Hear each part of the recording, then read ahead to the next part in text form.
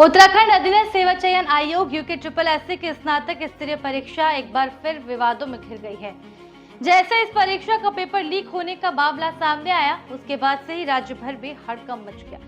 SIT की जांच report के आधार पर रायपुर थाने में 4 नामजद और 1 अज्ञात आरोपी के खिलाफ मुकदमा दर्ज किया गया है। आरोपियों में प्रोफेसर सुमन, अभ्यर्थी खालिद और उसकी बहनें साबिया और हीना शामिल हैं।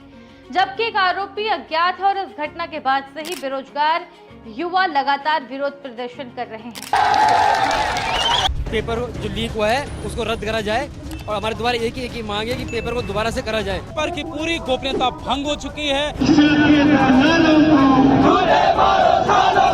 एक और मांग है कर रहे हैं कि प्रदेश के युवाओं में अब तक जिस युवा में मुकदमे दर्ज हुए हैं उनके मुकदमे वापस लिए जाए। छात्रों का गुस्सा इतना बढ़ गया है कि वो कल रात भर सड़कों पर डटे रहे और पेपर लीक प्रकरण की CBI जांच की मांग करते रहे। आइए आपको बताते हैं पेपर लीक प्रकरण का मास्टरमाइंड कौन है। खालिद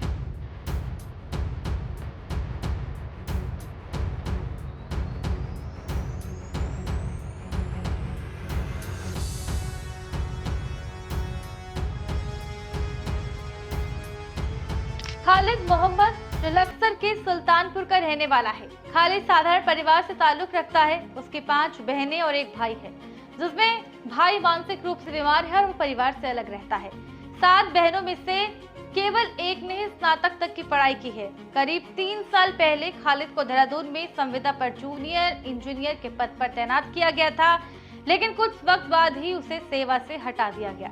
इसके बाद से वो लगातार प्रतियोगी परीक्षाओं की तैयारी कर रहा था और पिछले 2 साल से वो घर पर रहकर पढ़ाई में जुटा हुआ था। पहले से तो ऐसा नहीं था और बहुत ही अच्छे सद्भाव का लड़का है और PWD में कार्य करता था ये उसका। और उसके बावजूद इसमें अभी 2 महीने पहले कोई पेट्रोलियम पे इसकी नौकरी लगी थी और ऐसा किसी को भी नहीं, जबकि मेरा रिश्तेदार है, मेरा भाई है और जरा सा भी मालूम नहीं था। ये तो खुलासा अब ये जो पेपर लीक हुआ इससे हमें मालूमात हुई।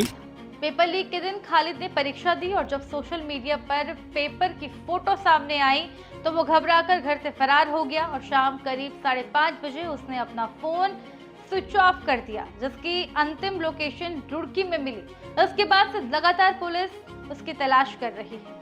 लगातार छात्र ये सवाल पूछ रहे हैं, लगातार ये सवाल बना हुआ है कि परीक्षा 11 बजे से शुरू हुई और केवल 35 मिनट के बाद ही यानी 11:35 पर प्रश्न पत्र के 3 पन्ने हरिद्वार के परीक्षा केंद्र से बाहर आ गए।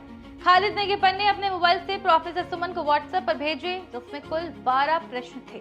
प्रोफेसर सुमन ने ये प्रश्न हल करके वापस खालिद को भेज दिए। इस दौरान खालिद की बहनों साबिया और हीना ने भी प्रोफेसर सुमन से संपर्क किया और बाद में यही उत्तर बॉबी पवार तक भी पहुंचाए गए। वहीं मुख्यमंत्री पुष्कर सिंह धामी ने भी इस पूरे मामले पर बयान देते हुए कहा है कि राज्य में देश का सबसे कठोर नकल विरोधी कानून लागू है। उन्होंने आरोप लगाया कि नकल और कोचिंग माफिया सरकार को बदनाम करने के लिए षड्यंत्र रच रहे हैं।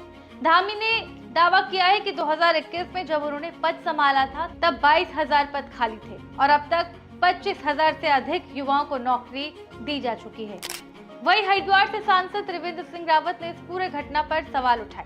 उन्होंने कहा कि जब अभ्यर्थी कड़ी मेहनत से तैयारी करते हैं और परीक्षा के दिन पेपर लीक हो जाता है तो ये उनके साथ साथ अभिभावकों के लिए भी बेहद निराशाजनक है। उन्होंने मांग की है कि इस पूरे मामले में दूध का दूध और पानी का पानी होना बेहद जरूरी है ताकि बेरोजगार युवाओं का भरोसा कायम रह सके। बाहर आई है, पेपर की कॉपी बाहर आई है, इसका मतलब सीधा सीधा है वो अंदर से बाहर आया है, तो वो सोर्स तक पहुंचने की जरूरत है। और जिस बंदे ने लापरवाही की है, जिसके कारण कोई वहां मोबाइल ले जा पाया या कैमरा ले जा पाया, ये उनके लिए चुनौती है। उनको भी पकड़ा जाना चाहिए ताकि आगे से कोई इस तरह की हिमाकत न करे। UKSSC पेपर लीक प्रकरण ने न सिर्फ प्रदेश की परीक्षा प्रणाली की पारदर्शिता पर सवाल खड़े कर दिए, बल्कि बेरोजगार युवाओं के विश्वास को भी गहरी चोट पहुंचाई है। जहां सरकार इसे माफिया की साजिश बता रही है, वहीं छात्र और विपक्ष इसे निष्पक्ष जांच का मुद्दा मान रहे हैं। अब सबकी निगाहें पुलिस की आगे की कार्रवाई और खालिद की गिरफ्तारी पर टिकी हुई है, जिससे इस पूरे घोटाले की असली तस्वीर सामने आ सकेगी। इस पूरे प्रकरण पर दोस्तों क्या है आपकी राय, हमें कमेंट बॉक्स पर कमेंट कर जरूर बताएं। धन्यवाद।